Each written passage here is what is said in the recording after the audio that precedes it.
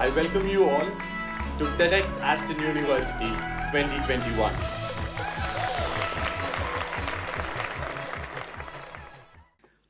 Imagine a world where we encourage children to have a healthy understanding of and relationship with their own bodies, rather than treat them like taboos.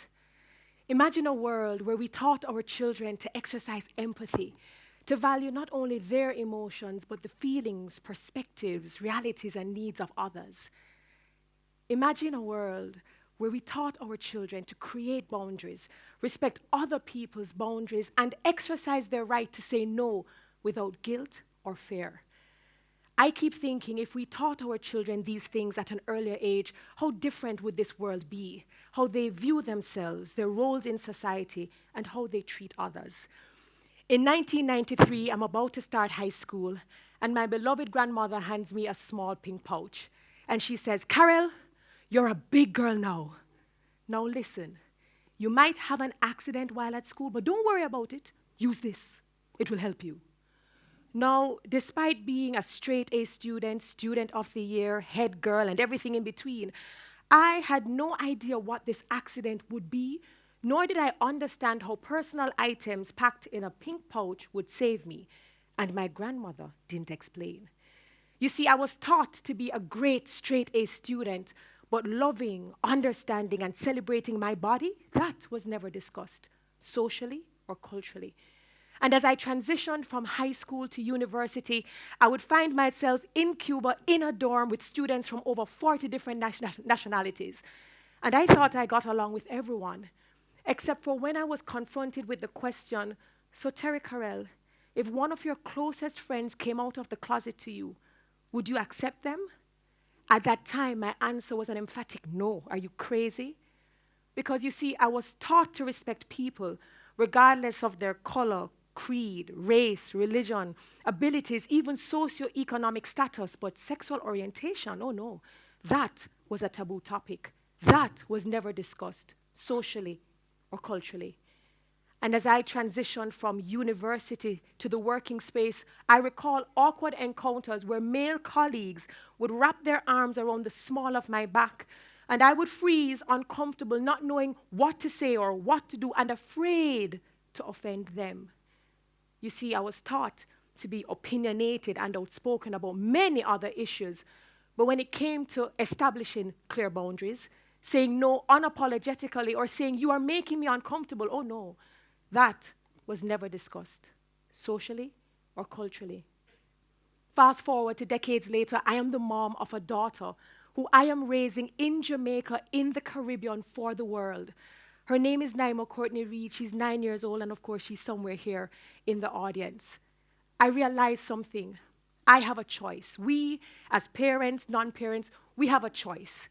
We can either perpetuate the same cycles that can potentially harm generations, or we can choose to have healthy, holistic conversations that serve as valuable insight to empower our children. So the question is, how do we, as parents, as adults, share self-awareness, empathy, and autonomy with our children in such a way that it helps them to realize their fullest potential? And what does that mean for current and future generations? For me, personally, tapping into the fullest potential of my daughter means strengthening areas outside of her academic output, her ability to learn a hard skill, or even going to the best schools. I have to challenge some of my own social and cultural upbringing to fortify her self-awareness, her ability to self-lead, and to expand her view of people beyond borders. Let's talk about self-awareness, in particular, period talk. Culturally, there are still societies, and mine included to a certain extent, that subscribes to the notion that children should be seen but not heard, that they have no business asking certain questions, much less dignified with certain answers. So we avoid hard but important conversations, conversations that lead to teachable moments. In a 2018 UK study about period education, cultural taboos, and girls' feelings about their bodies and their periods, it was revealed that the stigma and shame around menstruation affects many areas across a girl's life, from mental health to self-esteem to body image to the very shaping of their behavior. Participants in that study use words like ashamed and embarrassed to describe themselves, their bodies, and their periods. Sounds familiar? I did not want to pass on the cycle of shame to my daughter. So this is us. Take a look. What's up? Yeah, so I wanted to ask you why tampons are called that way. Shouldn't we call tap in? Because going in. Well, first of all, that's a very good question. Because technically, yeah, they really They don't go go. in, not on. Those are pads. Pads go on. You seem to know a lot about sanitary, feminine products. Do you use these feminine products? No, mommy, you'll use them. Okay. And what do you know about them? What do you know about tampons versus sanitary napkins? Well, the napkins, they don't go in you, Okay, where do they go? on you. They go on me. So like, if I take off the adhesive, I can just stick it to my shoulder. Well, you can, but that's not where it's supposed to That's go. not where. So where is it supposed to go? On your panty. Okay, so it's on the seat of your panty. Yes, Okay. Do they come in different shapes and sizes? they do, but in the packets, they're all the same sizes. But Oh. some in other packets they can be big, They can be and some big. they can be Why do you think some are big and some are small? because some people are bigger. Oh, so you think it's because of the size of the person? Yeah. Or is it because of their flow? Like, So, tampon versus tampon. Why didn't I think of that? So, how do we accomplish this level of dialogue? I started having these kinds of conversations with Naima since she was 3 years old. I created safe spaces from the bathroom to the car. She gets to ask me any and everything with the promise that I will be open and honest, regardless of how weird the topic might be. I smile to welcome her curiosity, and I say things like, "Good question," to encourage her to ask even more questions. And when I respond, I communicate with context, and I use tone and body language that signals to her that this is what a normal, healthy conversation looks like. No judgment, no shame. And for some, yeah, this might just be period talk, but I have seen how these conversations have helped to shape her body positive attitude, her boldness to ask questions about her body. And now, the more she understands herself from the inside out, is the more she accepts herself as a masterpiece not to be diminished in any way. And that self-confidence is evident in other areas of her life. So imagine if we were able to harness and nurture this type of self-confidence and self-awareness in our boys and our girls at younger ages, what this world could look like, who they could become.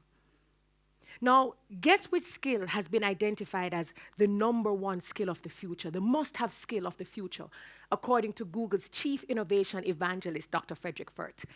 This skill has been Googled 500,000 times in the last 6 months in the USA and the UK combined. It's not creativity. It's not even critical thinking. Can you guess what skill that is? It's empathy. And it's on the tongue of educators and scientists and teachers and everyone. Why? Because of its power to transcend and transform. But what does that even mean for children? It isn't enough for me to tell Naima to be empathetic. We have to teach her and show her through language and action. Language shapes how we view and sometimes treat people, and in turn shapes their lived experiences. While growing up in Jamaica, an albino or albino was called a dundus, which later on I learned meant freak, someone not up to the mark of normality.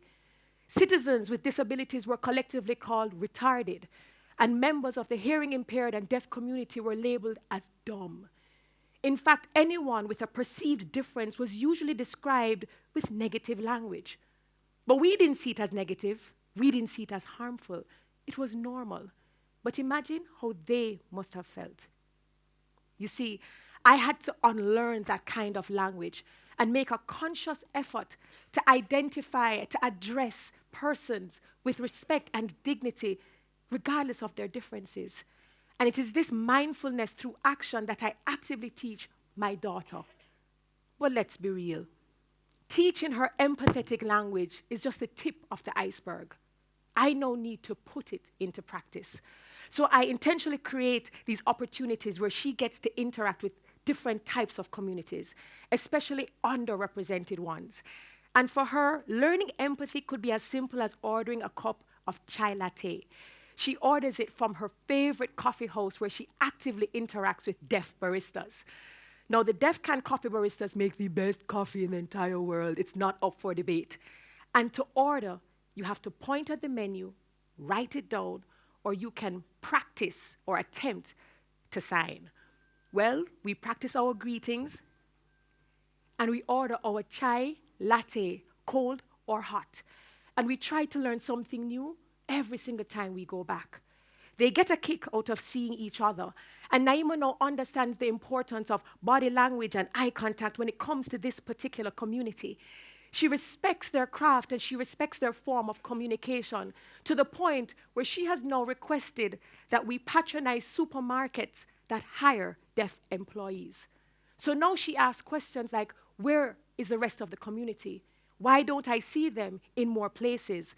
And Mom, why is it that children in wheelchairs are not attending my school? She's now raising the question of inclusion. This goes to show that we can teach our children how to make other people feel valued and to feel seen. We can teach our children how to adjust, to accommodate and facilitate other people whose needs are different from ours. It's Prudy Gorgicon, who is a psychoanalyst and psychiatrist who believes in this affirmation, or she affirms, that if we are supposed to have a new generation of inspiring and transformative leaders, then we must teach them empathy. And finally, autonomy. Of all my teachable moments in life, this one goes against everything that I have learned. One day I was in the car with Naima and her friend says to her, "Lend me your doll." To which Naima said, "I'm using her, but I'll give it to you afterwards." "Naima, you have to share. You must share." "Auntie Terry, tell Naima to share." I looked at her and I said, "Well, actually, she doesn't." What? Her eyes, her mouth popped open. "But Auntie Terry, sharing is caring." I said, "Yeah, but let me ask you a couple of questions. Does Naima readily share her dolls with you?" "Yeah." "And out of 10, how many times does Naima share her dolls with you?" 8 to 9. "So do you think it's fair that she is within her right to choose not to share her doll at this moment in time?" "Yeah." She gave me a shaky yes. I knew she was not convinced. So in my attempt to not look like Maleficent, I said, "Listen, of course, sharing is caring.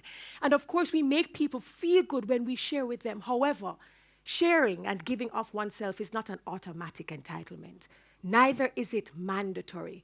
It is a choice that we exercise with discretion, even amongst fears. We all reserve the right to say no and to use self-determination without guilt." So I told her that Naima has that right to say no, and as her friend, she should respect that. You see, I have taught my daughter that having to say no or saying no is a fundamental right, and it sits in the center of creating boundaries, consent, and extends to self-care, which becomes more important as we grow as adults. Inversely, I have taught Naima that consent goes both ways. She's to understand from early that she won't always get what she wants when she wants it, even from her friends. And will it hurt? A little, and that's okay. But don't take it personally, because their no deserves the same amount of respect as yours. And no, saying no doesn't mean that you're a bad person. Neither does it mean that you are diminished in any way. Boundaries don't mean that you care or love less. And a person with character will respect them.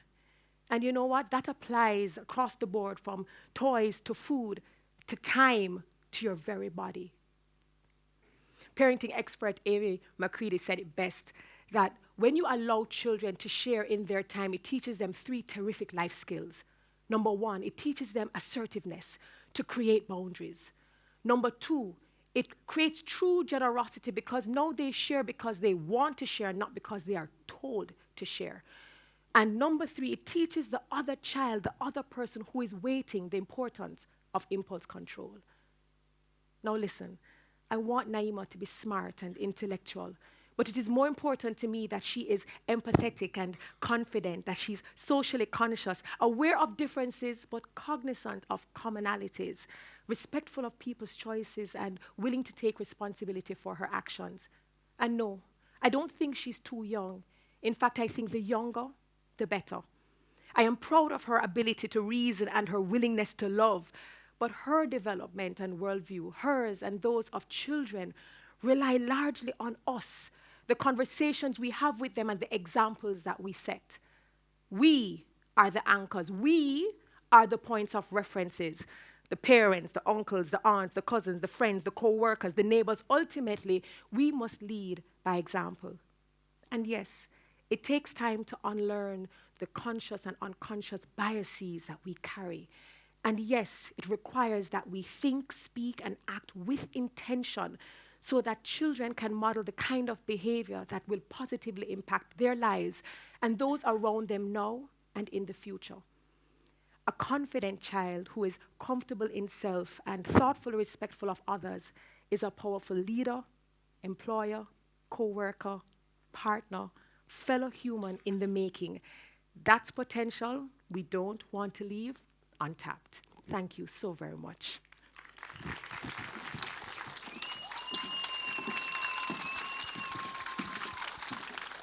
Thank you so very much,